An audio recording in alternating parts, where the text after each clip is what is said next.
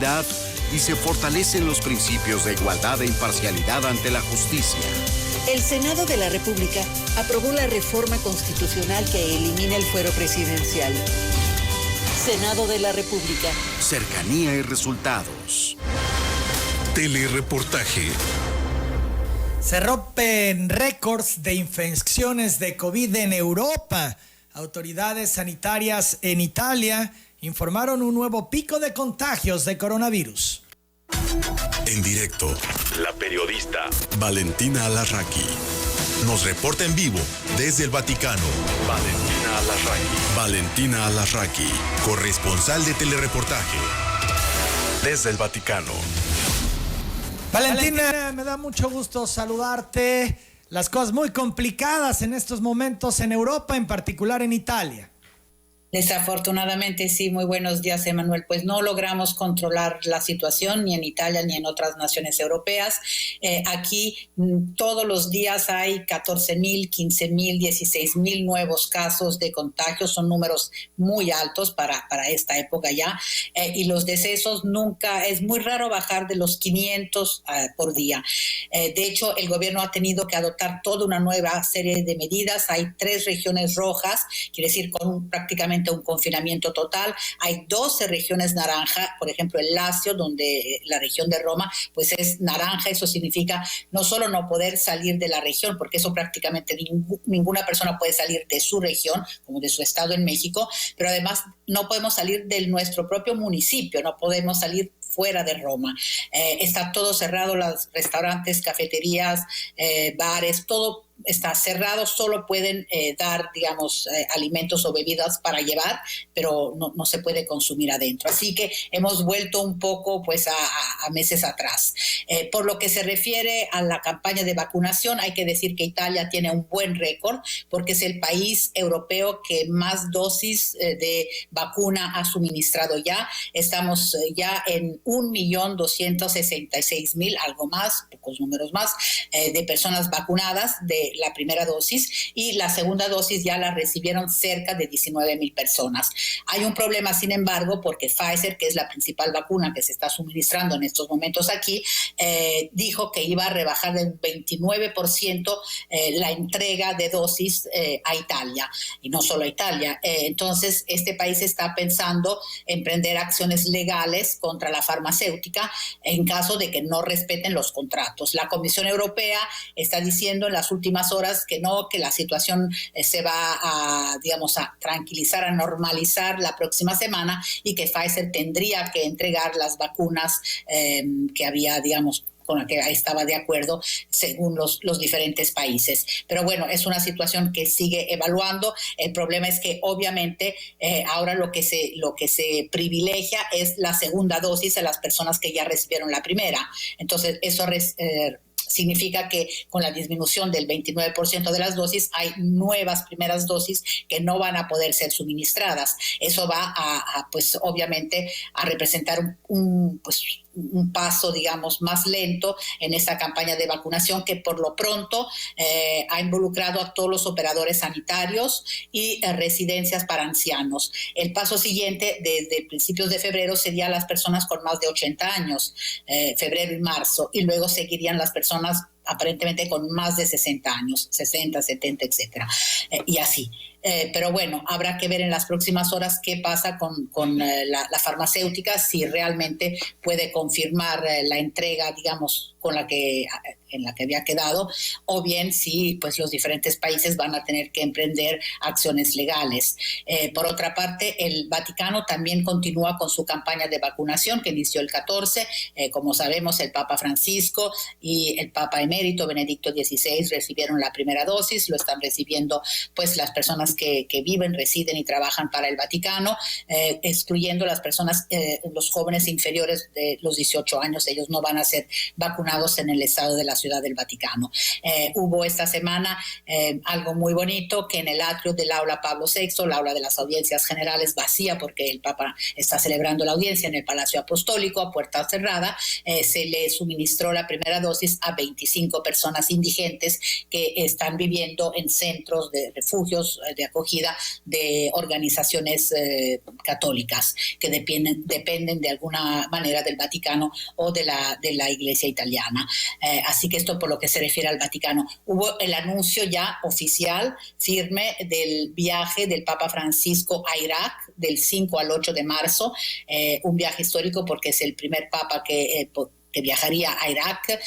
Uso el condicional porque obviamente es una situación muy complicada. Vimos los atentados terroristas en Irak y además está por la misma pandemia. Los periodistas que seguirían al Papa serían vacunados por el Vaticano, pero bueno, con toda una serie de normas. Obviamente el número sería inferior con respecto a otros viajes para poder mantener la sana distancia en el avión. El Papa Francisco, por otra parte, esta semana, Emmanuel, dio el primer paso para la beatificación de un médico francés, Jérôme Lejeune. Él murió en 1994, fue el descubridor de una anomalía cromosómica, la que determina el síndrome de Down, pero fue un médico antiabortista, conocido por sus campañas muy fuertes en contra del aborto y del aborto sobre todo de niños que venían con síndrome de Down. Tuvo una muy buena relación con el Papa Juan Pablo II, quien incluso en 1997, recuerdo que cuando viajamos a Francia, fue a rezar sobre su tumba.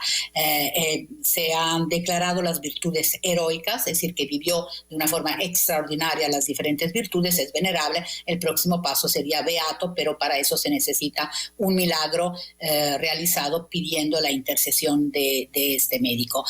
Hoy, día 22, entra en vigor el Tratado de Prohibición de las Armas Nucleares. El Papa Francisco, pues en la audiencia general del miércoles, dirigió un apremiante llamado a todos los países, a todas las naciones, para que dejen ya las armas nucleares para que pueda haber un mundo mucho más pacífico. Y esta semana el Papa Francisco también le envió, como sabemos, un mensaje al presidente Biden, pues deseándole lo mejor, diciéndole que reza por él para que pueda lograr la reconciliación dentro de los Estados Unidos y también entre los Estados Unidos y las diferentes naciones del mundo, y él pueda seguir promoviendo pues los valores fundamentales sobre los que nacieron, digamos, los Estados Unidos. Sabemos que él es el segundo presidente católico después de John Kennedy, pero con posiciones sobre el aborto, por ejemplo, si bien a nivel personal está en contra del aborto, a nivel de presidente no, y hay todo un debate, sabemos, entre los obispos norteamericanos, pero ese fue el mensaje del Papa Francisco.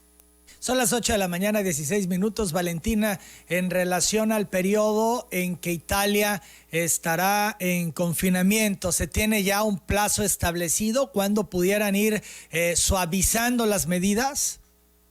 No, porque estas medidas que estamos, las últimas medidas están hasta marzo. El estado de emergencia ha sido alargado, prolongado hasta finales de abril.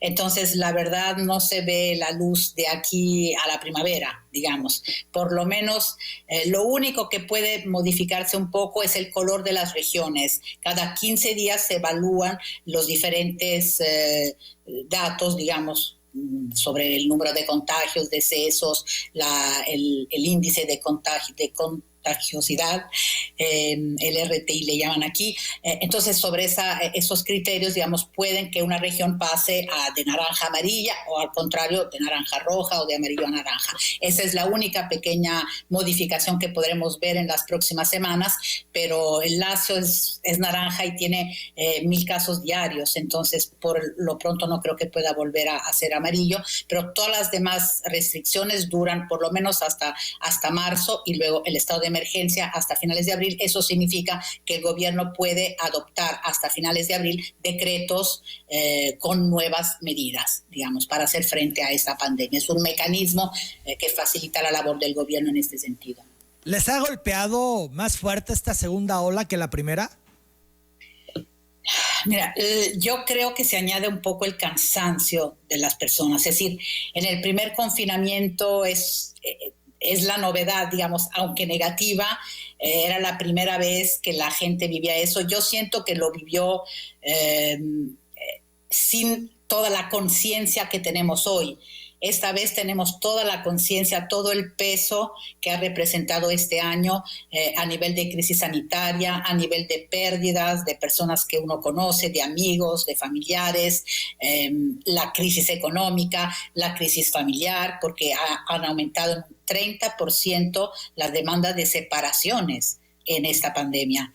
Entonces son muchos los factores que han creado cierta desazón, cierto cansancio, y se siente, se advierte en el aire, la gente está cansada de todas estas restricciones, pero al mismo tiempo entiende que no hay otra salida, y tiene la esperanza de que se puedan vacunar al mayor número posible de personas en los próximos meses y que esta campaña de vacunación represente una pequeña luz al fondo del túnel. Este es un poco el sentimiento con el que estamos viviendo ahora esta situación. Sí, caray, y bueno, vale la pena mencionar, nos referías que pues en el corto tiempo no va a haber mayor cambio. Decías que hasta abril se mantendrán las medidas que se han establecido por el momento. Desde el punto de vista de la economía, bueno, ya venían golpeados del año pasado y ahora pues en una circunstancia similar que se mantendrá hasta abril. ¿Hay alguna medida instrumentada por el gobierno italiano para tratar de ayudar a las empresas a sobrevivir, a transitar este tramo tan difícil?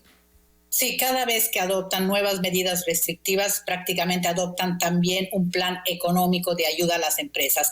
Pero hay muchas protestas porque dicen que esas ayudas no llegan tarde, llegan en parte mínima. Hay categorías, sobre todo las relacionadas, por ejemplo, con el mundo del turismo, los restauranteros que están haciendo manifestaciones. Ha habido incluso una manifestación de restauranteros en toda Italia que era "yo permanezco abierto", es decir, a pesar de que había la prohibición de abrir, sino que solo podía la gente pedir para llevar. Algunos restauranteros, bueno, en diferentes ciudades algunos, pero al final fue un número importante, decidieron mantenerse abiertos. Hay manifestaciones en las calles, hay también manifestaciones por parte de estudiantes, porque solo un porcentaje ha vuelto a las escuelas, los otros siguen con la enseñanza a distancia. En fin, hay como muchos problemas al mismo tiempo y las ayudas no están llegando de la manera en la que tendrían que llegar. Entonces, obviamente, esta crisis se está sintiendo porque también pues al estar cerrados tantos comercios y en las zonas rojas están cerrados todos los comercios con excepción de los supermercados, prácticamente, de las farmacias y de las pequeñas tiendas que vendan alimentos. Todos los demás están cerrados. En las amarillas y naranjas no, pero bueno, el hecho de que los restaurantes, bares, cafeterías lo estén, pues representa también un golpe duro. Además, sigue el toque de queda desde las 10 de la noche hasta las 5 de la mañana. Y la prohibición de llevarse, digamos, incluso en las amarillas, de poder pedir comida y bebida después de las 6 de la tarde. Justamente eso para evitar las famosas movidas entre jóvenes que a lo mejor podrían hacerse en alguna plaza, en algún lugar, incluso al aire libre. Muy complicado escenario, Valentina. Agradezco como siempre tu reporte. Igualmente. Cuídense. Un abrazo. Valentina Alasraqui. Valentina Alasraqui, corresponsal de Telereportaje, reportó desde el Vaticano. Prevén el coronavirus. En Bruce te brindan desinfección con potentes microbicidas de última generación para hoteles, hospitales, restaurantes y casas. Contáctalos al 9935 9097 56 o 9932 7836.